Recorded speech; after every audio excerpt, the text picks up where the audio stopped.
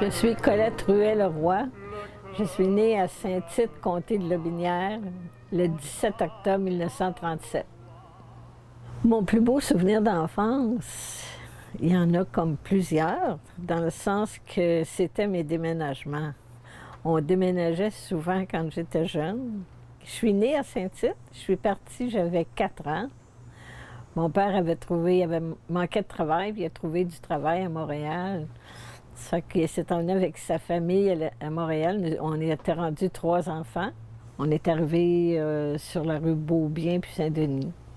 On n'a pas pu rester longtemps parce que, disons, qu'il y avait des punaises ou je ne sais pas trop quoi qui me mangeaient, qui me piquaient beaucoup.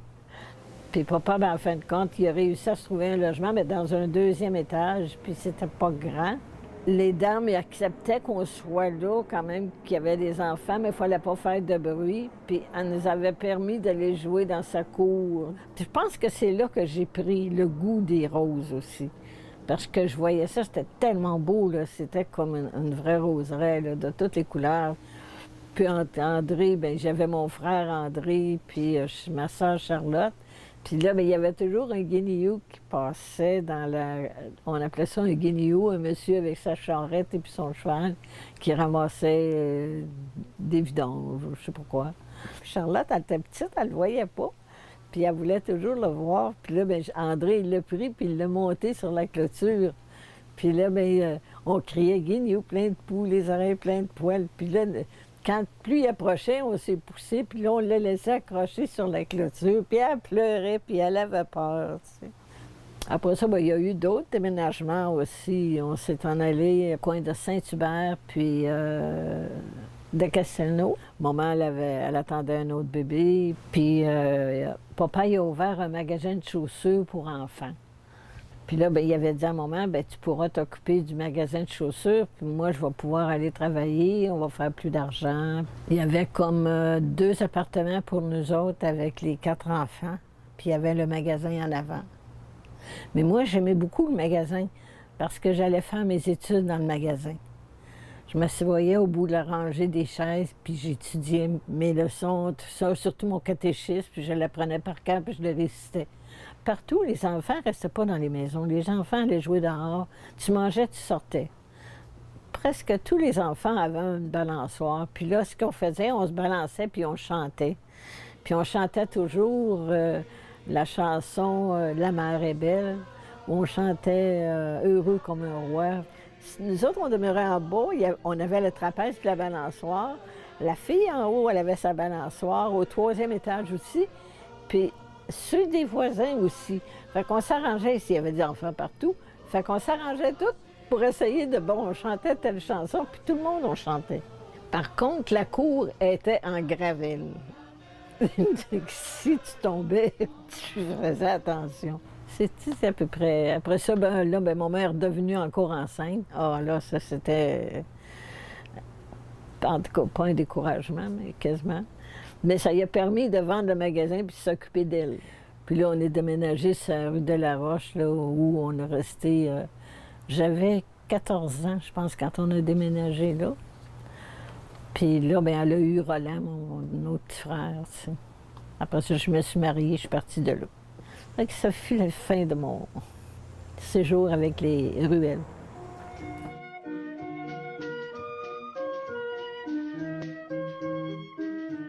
Un des souvenirs les plus importants pour moi dans ma vie d'adulte, c'est que je travaillais dans un endroit où on faisait des robes, des genres de manufacture. Ils faisaient un bal des Médinettes à tous les ans. Ça se faisait à l'hôtel Mont-Royal le 17 novembre 1956. Et puis, ils choisissaient 12 à 20 personnes. C'était 20 personnes dans différentes compagnies, une dans différentes compagnies. Par contre, là, ça me prenait quelqu'un pour m'accompagner, mais je n'avais pas d'amis. Mon frère, André, il dit « Ah, je connais quelqu'un, mon chum, je vais te présenter le petit roi. » Là, il m'a présenté le petit roi, puis que j'ai beaucoup apprécié, puis que j'ai bien aimé, puis que j'ai marié, ça est devenu mon mari.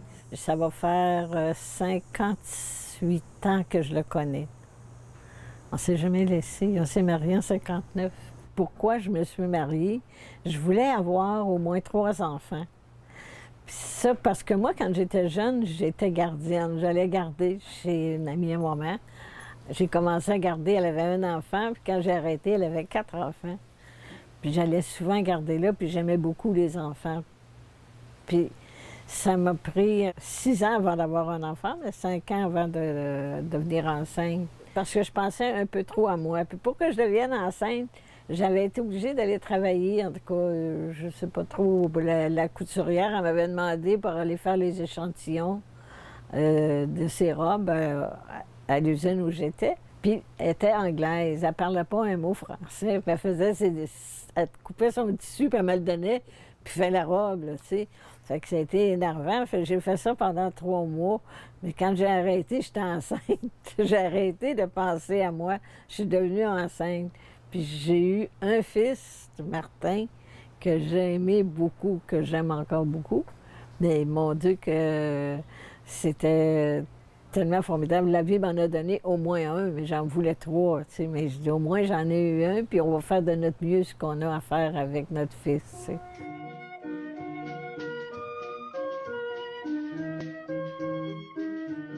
J'ai eu la chance d'avoir un mari qui n'aimait pas trop déménager non plus. Fait qu'on a déménagé juste 2 fois. On s'est envenu sur la rue Roi-René à Ville d'Anjou. On avait un très beau logement, 5 appartements. Puis là, après ça, on a décidé de s'acheter une maison.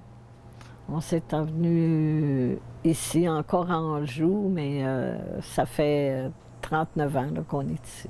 Avant, Anjou n'existait pas. Ça s'arrêtait à Saint-Léonard. Il y avait un golf à Saint-Léonard. Puis à Anjou, il y avait un autre golf aussi. Fait que papa, il venait, c'était un golfeur. Fait qu'il venait jouer au golf. Puis là, ils ont décidé de prendre le golf d'Anjou, construire un gros centre d'achat. Puis là, disons qu'ils faisaient les rues, faire la construction. Il y a eu beaucoup de bungalows. Puis c'était tous des champs de céleri qu'il y avait partout. Puis dans les champs de céleri, il y a beaucoup de papillons. Puis mon fils Martin, il courait, il allait dans les champs pour ramasser des papillons parce qu'il faisait des collections de papillons, lui.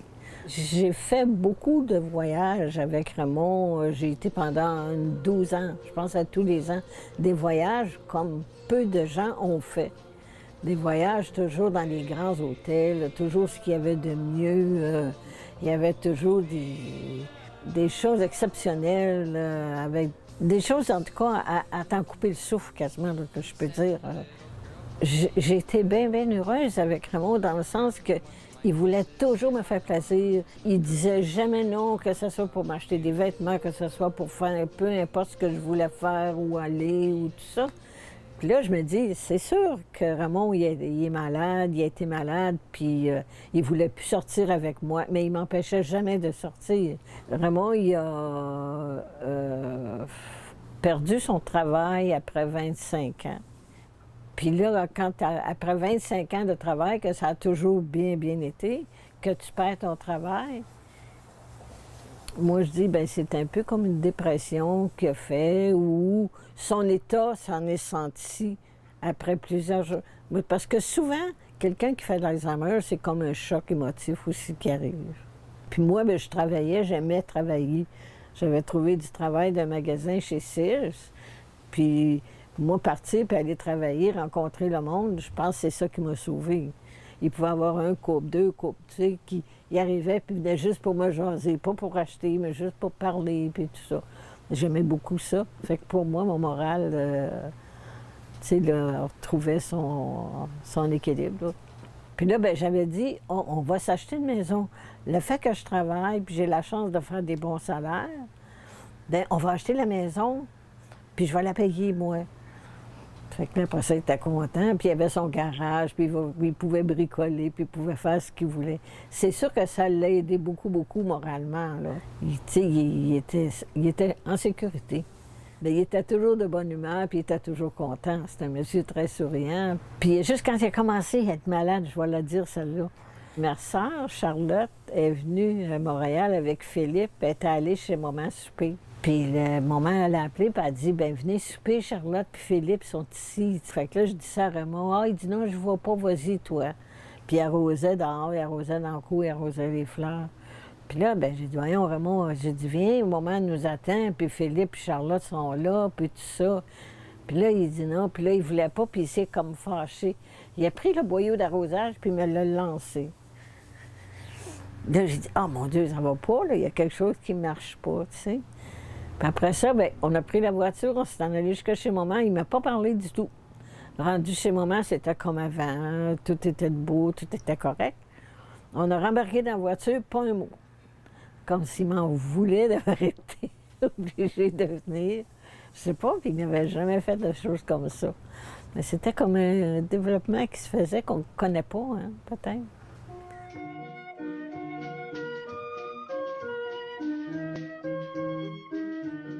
Depuis que Raymond est malade et qu'il fait de l'Alzheimer, qui est placé, ça fait déjà 3 ans et demi qu'il est là-bas. J'ai un petit chien qui m'aide beaucoup.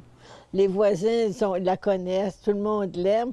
Des fois, on est 4-5 qui marchent avec elle tous les jours à faire notre tour. Puis elle est contente. Puis ça meuble ma vie. Ça m'aide. Je me sens moins seule. Je l'ai emmené voir Raymond, mais Raymond, il ne sait plus c'est quoi avec sa maladie. Il ne sait plus c'est quoi un chien ou tout ça. Fait que je ne l'amène plus. J'y vais toute seule. Mais elle couche avec moi dans mon lit. Elle couche sur l'oreiller Raymond. Puis de temps en temps, elle vient me donner un petit coup de patte, c'est pour pouvoir me dire qu'elle est là. Par exemple, au pied du lit ou elle se promène dans le lit. Mais elle est vraiment gentille, puis pour moi, c'est beaucoup, beaucoup. De façon générale, aujourd'hui, je suis heureuse. Puis j'ai toujours été heureuse. Donc, c'est moi qui fais mon bonheur, là, tu sais. Bien, lui, s'il était là, il est là pour m'aider, tant mieux. Mais si c'était à refaire, je referais pareil, là. À essayer de voir toujours la vie du meilleur côté. Tu profites de ce qui se passe là, demain, tu ne le sais pas. Tu dois toujours dire « je suis ». Ça, c'est une chose qui est très importante.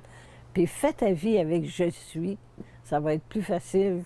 Si tu parles de « j'ai ci »,« j'ai ça », c'est pas pareil. Si tu parles d'une possession de matériel, et tu dois toujours te protéger dans le sens que ça peut être un dôme, ça peut être faire une petite maison carrée mentalement dans ta tête. Ah, tu t'en vas sur la route si tu as peur ou tout ça, là, que, tu sais, la route n'est pas belle, la route. Mets-toi un jardin de roses autour, des fleurs comme t'aimes, mets-les partout autour de ton auto, mets-les, tu sais.